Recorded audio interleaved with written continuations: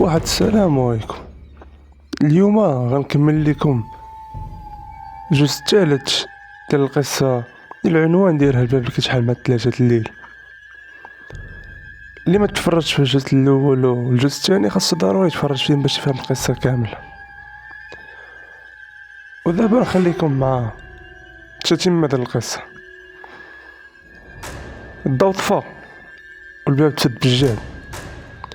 حمزه بقى وسط الظلام، ما كيشوف والو غير الصوت النفس ديالو كيتخالط مع ناس اخر ماشي ديالو. حاول يهرب ولكن رجليه ما بقاوش كيتحركوا. واحد شويه دور راسو كيبان ليه ضوء خفيف شاعل.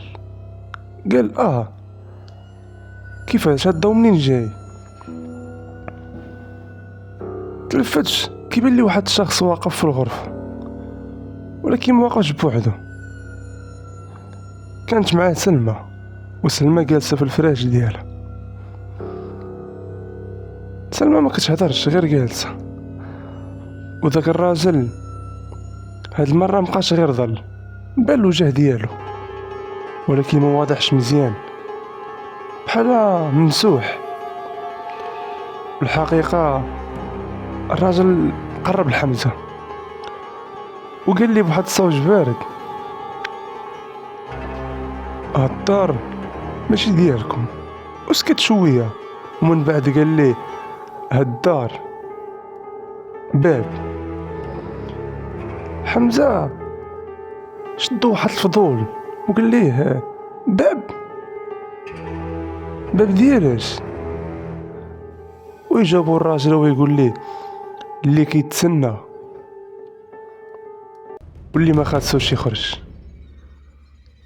واحد شويه سلمان هضرت من بلاصه وشدات الحمزه من يدو. يد ديالها كانت بارده ماشي ديال الانسان عادي، وقالت ليه: دابا فهمتي علاش كلشي كيبقى هنا. حمزه حاول يغوت ولكن الصوت ديالو ما خرجش. الراجل قرب وحط يدو على كتف حمزه وقال لي: مرحبا بك. فجأة كلشي سكت.